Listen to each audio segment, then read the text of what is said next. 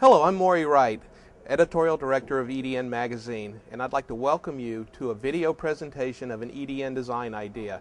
Design ideas have long been one of the most popular parts of EDN Magazine, both in print and on the web, and now we're happy to offer you a video presentation of a design idea. And now it's my pleasure to introduce Staff Scientist Jim Williams from Linear Technology and one of the most prolific contributors to EDN Magazine. Good afternoon. My name is Jim Williams. I'm Staff Scientist at Linear Technology. Today I want to talk about a problem that people are all too familiar with, and that is why are clocks and computers invariably off? And one of the reasons they're invariably off is the crystals in the circuits that are oscillating in them are running at the wrong currents. And that's the problem I want to address today on the board behind me, and then a little later we'll go to the bench and look at some waveforms. This is a typical crystal oscillator circuit with a 32768 kilohertz crystal right here. And our task today is to measure the current flowing through this crystal to make sure that it's within limits.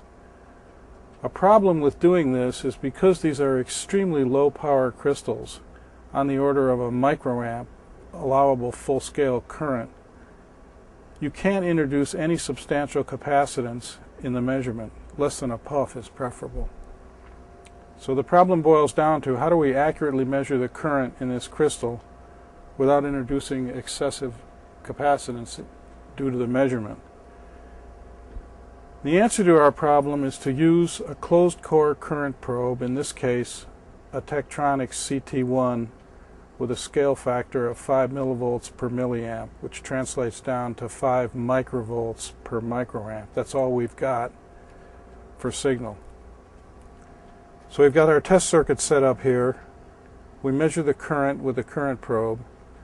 We come up here into our amplifier. This is a two-stage amplifier, low noise front end, and a nominal gain of 1,000, but you can see I've got written here at the board a gain of 1120. Why is that? That is because the current probe is down 12% at 32 kilohertz. So I pick up my 12% by cheating on the gain here. So my nominal gain of 1,000 rises to 1120.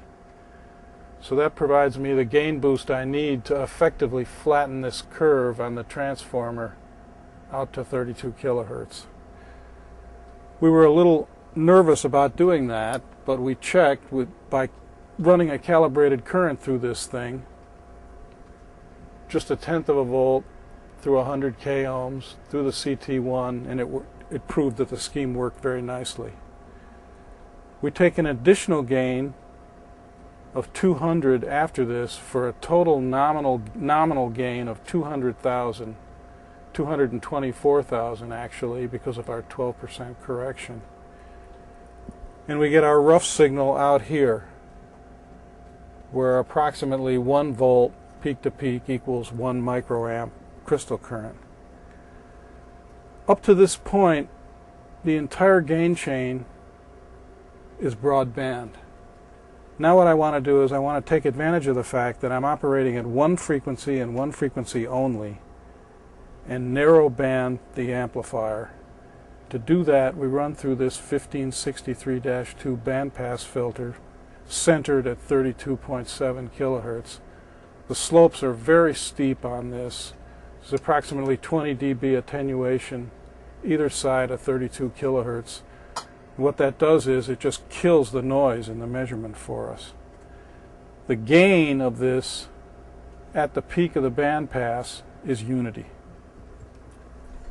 Once we come out of the bandpass filter, we run into an RMS to DC converter to get the RMS value of the signal coming out of here.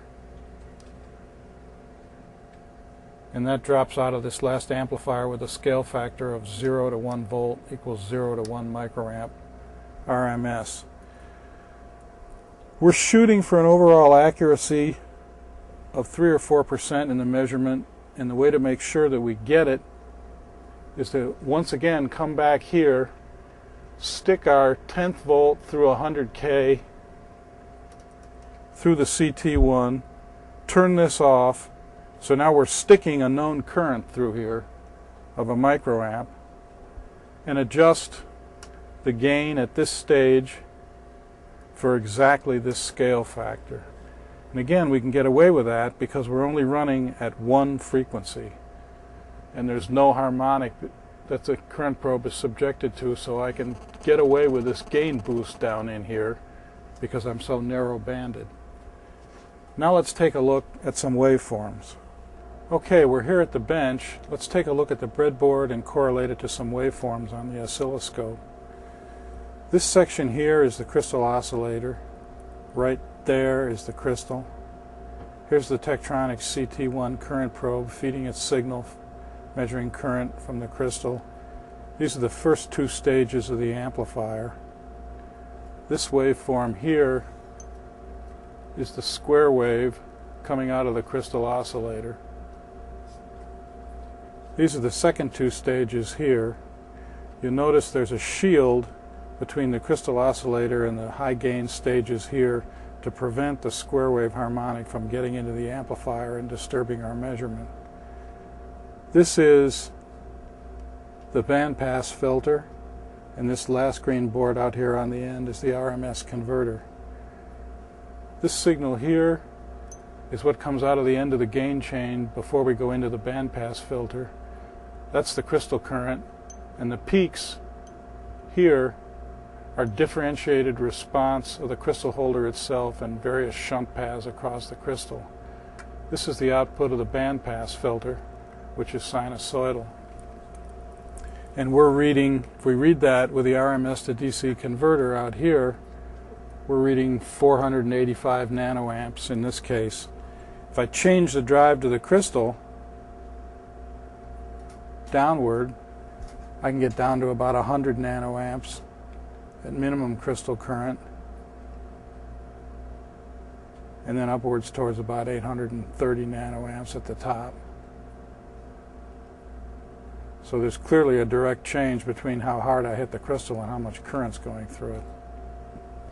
So what we have here is a real-time current measurement of 32768 quartz crystals. And as we discussed in the early part of the presentation, it's important to get this current right, or you're going to have timing inaccuracies, even if your crystal is spot on for initial tolerance. If you have questions or comments regarding anything you've seen here today, you can contact me directly at Linear Tech. Thank you for listening. I'd like to thank you for watching this video presentation of an EDN design idea and invite you to please contact me via phone or email with any comments or feedback.